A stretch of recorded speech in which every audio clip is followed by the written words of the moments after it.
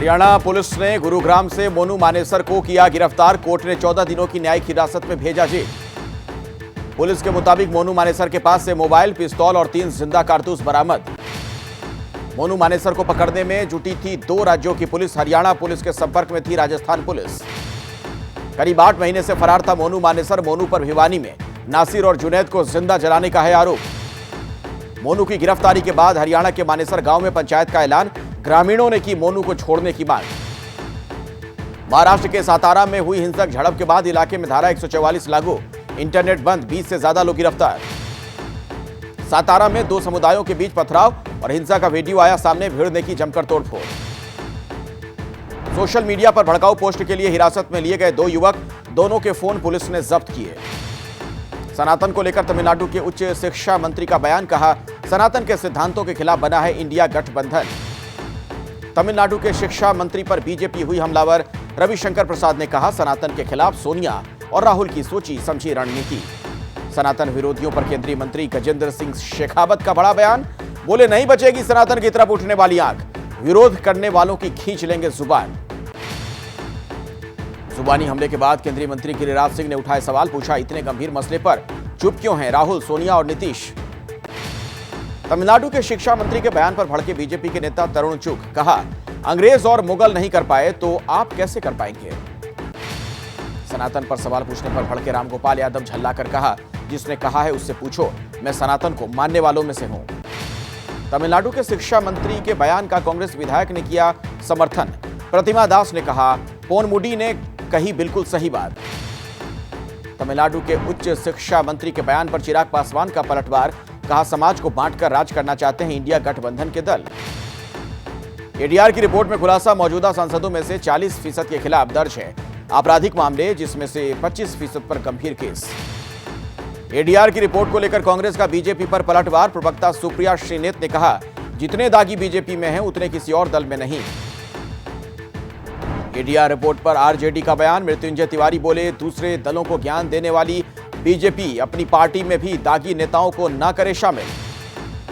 MP में जन आक्रोश यात्रा निकालेगी कांग्रेस। 19 सितंबर से 5 अक्टूबर तक 7 इलाकों से निकाली जाएगी यात्रा। कई बड़े नेता होंगे शामिल।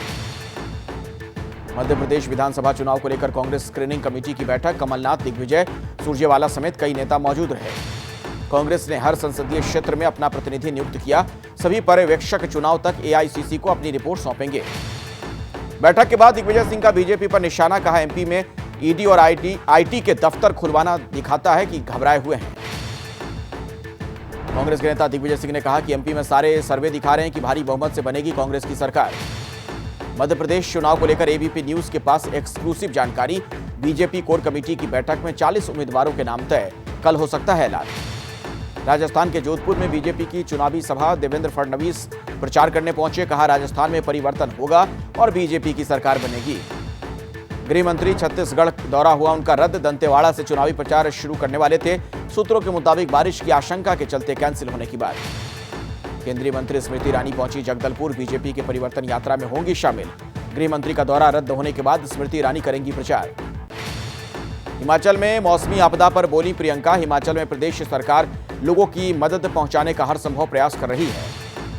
नई संसद में कर्मचारियों की पोशाक बदलेगी। पुरुष कर्मचारी कुर्ता पाजामा और महिलाएं नए डिजाइन की साड़ी पहनेंगी। कांग्रेस ने नई ड्रेस में कमल के फूल पर उठाए सवाल। G20 की सफलता के बाद दिल्ली पुलिस कमिश्नर ने दिया पुलिसकर्मियों को छुट्टी का तोहफा। G20 में ड्यूटी करने वाले पुलिसकर्मियों को अगले 48 घंटे रेस्ट का ऑर्डर। लालू यादव मामले में आरोप पत्र पर बोले तेजस्वी यादव। कहा, यह कोई नई बात नहीं, ये सब बीजेपी के षड्यंत्र का नतीजा। विपक्ष की ओर से प्रधानमंत्री पद पर उम्मीदवारी की रेस। जेडीयू के अध्यक्ष ने पेश की नीतीश की दावेदारी। शिवसेना बोली, हमारे गठबंधन में कई विकल्प। पीएम उम्मीदवारी पर तेजस्वी यादव का बयान। कहा, अभी के पीएम से ज्यादा ईमानदार और मेहनती होगा हमारा पीएम उम्मीदवार। मुंबई में एनसीपी प्रमुख शरद पवार से मिले उद्धव ठाकरे और संजय राउत। शरद पवार के घर पर हुई मुलाकात। एमपी के खरगोन में बीजेपी की जन आशीर्वाद यात्रा। गोवा के सीएम प्रमोद सावंत ने कांग्रेस पर हमला बोलते हुए कहा, नाम बदलने से नीयत नहीं बदलेगी। कल एमपी दौरे पर रहेंगे योगी आदित्यनाथ। महाकाल मंदिर में करेंगे पूजा। बीजेपी की परिवर्तन यात्रा पर भूपेश बघेल का तंज। कहा, शुरुआत ही खराब हुई तो आगे क्या होगा ये आप समझ सकते हैं। राजस्थान के भरतपुर पहुंचे उपराष्ट्रपति जगदीप धनखड़, प्राचीन लक्ष्मण मंदिर में की पूजा। धोखाधड़ी के मामले में टीएमसी सांसद नुसरत जहां की बढ़ी मुश्किलें, कोलकाता की ईडी दफ्तर में नुसरत जहां से 6.5 घंटे पूछताछ हुई। नुसरत से पूछताछ मामले में टीएमसी का बयान, सौगत राय ने कहा सत्तारूढ़ पार्टी ईडी का इस्तेमाल कर रही है। राजस्थान के अगले सीएम की दावेदारी पर बोले सचिन पायलट, पहला मुद्दा चुनाव जीतना है, कांग्रेस में कोई गहलोत गुट या पायलट गुट नहीं है। पीओके को भारत में शामिल करने की बात पर बोले समाजवादी पार्टी के नेता एसटी हसन, पीओके पर हमारा समर्थन, लेकिन चीन ने जो हमारी जमीन हड़पी उस पर भी बोले बीजेपी। वाराणसी के ज्ञानवापी विवाद मामले पर आज इलाहाबाद कोर्ट में होने वाली सुनवाई टली। वकीलों की हड़ताल के कारण अब 18 सितंबर को होगी सुनवाई। दिल्ली के पूर्व मंत्री सत्येंद्र जैन की जमानत पर सुप्रीम कोर्ट में टली सुनवाई। ईडी ने सत्येंद्र के सरेंडर की मांग की। मुख्तार अंसारी के बेटे अब्बास अंसारी को इलाहाबाद हाईकोर्ट से मिली राहत। हाईकोर्ट ने मऊ पुलिस की चार्जशीट को किया रद्द। मुलायम सिंह यादव के करीबी रहे यूपी के पूर्व डीजीपी जगमोहन यादव पर जौनपुर में दर्ज हुआ केस, ग्राम प्रधान से मारपीट का आरोप। यूपी के मुरादाबाद में बारिश के बाद जलमग्न हुई सड़कें, नालियां हुए चौक। मुरादाबाद में बारिश से जगह जगह जल जमाव, रिहायशी इलाकों में घुसा पानी। मुरादाबाद में गंदे पानी के बीच से अर्थी ले जाते दिखे लोग। यूपी के बाराबंकी में भी बाढ़ बारिश का कहर, सड़कें बनी दरिया। यूपी के महोबा में जान जोखिम में डालकर स्कूल जाने को मजबूर हैं छात्र। लीबिया में डेनियल तूफान का कहर, 2000 से ज्यादा लोगों की मौत, 10,000 लोग लापता।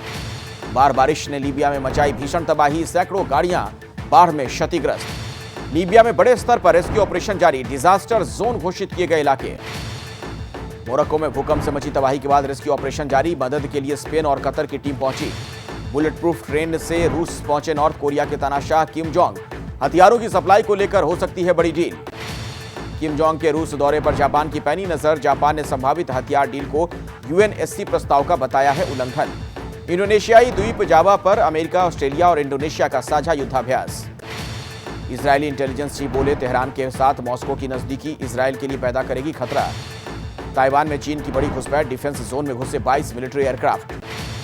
कीव में जर्मनी की विदेश मंत्री एनालेना बेयरबॉक ने राष्ट्रपति जेलेंस्की से की मुलाकात। जेलेंस्की ने कहा अगर यूक्रेन का सपोर्ट कम किया तो यूरोपीय देशों को झेलना पड़ेगा यूक्रेनी शरणार्थियों का गुस्सा। यूक्रेनी सेना का दावा, बोकियो टावर पर फिर से किया नियंत्रण, साल 2015 से रूस का था कब्जा।